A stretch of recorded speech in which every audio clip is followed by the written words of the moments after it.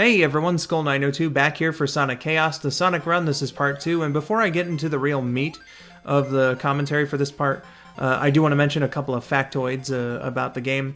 So I was reading the TV Tropes page, as I usually do, for commentary research, and there's something that I wanted to mention, well, a couple things again.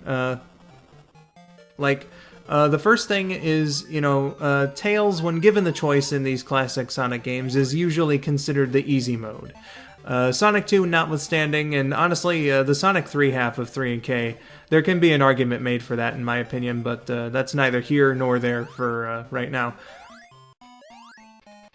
But, it's not just for his flight, which I'll talk about in a second, or the fact that he automatically gets the good ending, doesn't have to go through any special stages or anything like that.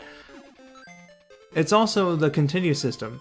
I didn't even notice until I read the TV Tropes page, actually, that Tails starts the game off with 2 continues, whereas Sonic has to earn all of his, which honestly shouldn't be too much of a problem anyway, given that this game really likes handing out continues like it's fucking candy. Shouldn't be too much of a problem, whichever character, no matter which character that you pick, but, just found it interesting that they give you a little more slack as Tails to start things off with. So yeah, the second one is, most players would think Sonic 3, but it was actually this game. An important thing, the player-controlled flight, like I said with Tails, it's very awkward in this game, so they fixed it up in Sonic 3 tremendously, but this was the very first one to give Tails the ability to fly, in terms of, the player being able to control him, so historically significant amongst Sonic games, I suppose, in that respect, so that's pretty cool. Now, just before I get to the last special stage here, one thing I want to mention is I spent like 15 minutes in this one act, dying over and over again trying to get the last special stage, and I could kick myself in the ass because the solution was much more obvious than I thought it was. So I'm going up here, and by this point in most of my runs, I was like, where the fuck are these last few rings that I need to get? And then once I got here in this portion of the recording, just have to bounce up with the spring, and I was like, God damn it! If only I had known that minutes ago. But here we are, the final special stage. So there's the clock. Actually, it's in a couple of these special stages, but I believe this is the only one that I use it in this run. It stops time. As you can hear by the ticking, and I guess that would be the obvious thing, wouldn't it? But yeah, stops time for you for a bit, helps out in this stage. Just press down the entire way, but once you get to this point, constantly jump. Now, I got shot back, and it will do that sometimes, but just, hold down again once you get shot back into the tube, and just, keep pressing jump again. It'll either work the first time or the second time. I've never failed this one, so yeah, all the special stages done, all the Chaos Emeralds collected. We're gonna beat the shit out of Robotnik like the asshole he is, to get the last one. So yeah, we've clinched the good ending. So real excited about that. So now then, like I said, the real meat of this commentary for this part is. I mentioned it last time, how, it was only just a little over 3 months ago in the Yoshi's Island LP, I did this whole big spiel about, how I had run out of games to do, and that I don't know if I'm going to do any more LPs until I get my console set up. Oh man, my goodness. So why did I decide to replay Sonic Chaos?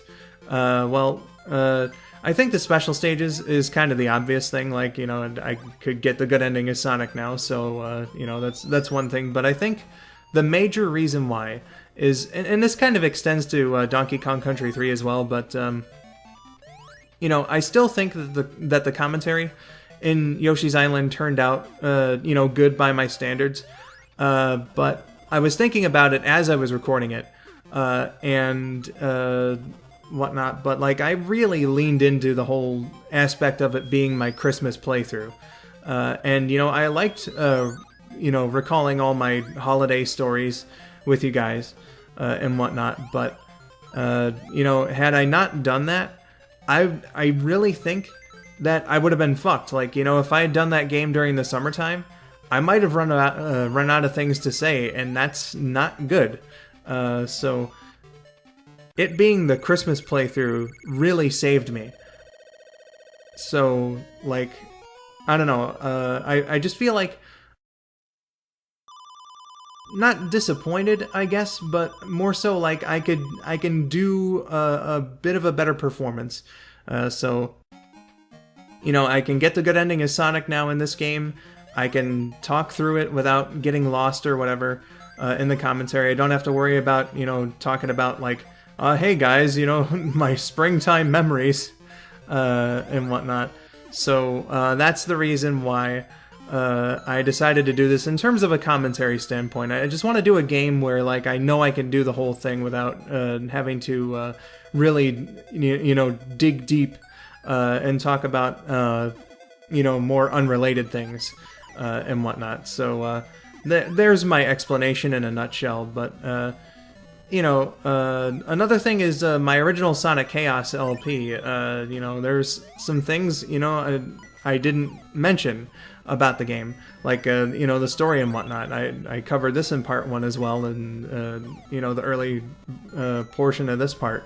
But, you know, I felt like it was really just me talking about how Tails, you know, automatically has the good ending and how I like the game, and that was fine. Like, I'm still alright with that as well. Like, you know, I don't think that was necessarily a terrible LP or anything. Though I will say, my decision to do Sleeping Egg Zone for one single part was fucking stupid.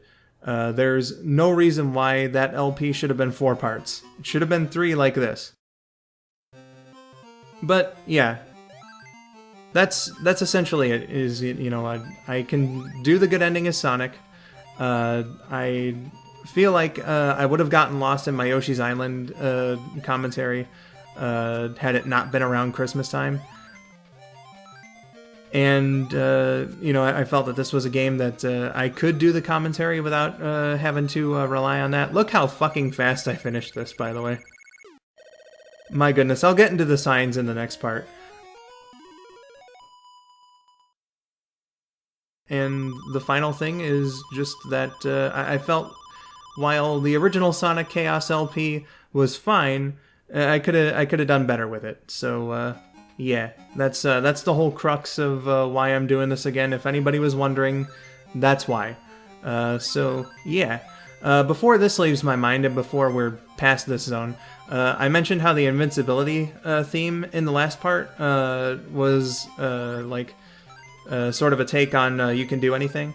This zone's music is another take on You Can Do Anything, the Japanese and European theme for Sonic CD.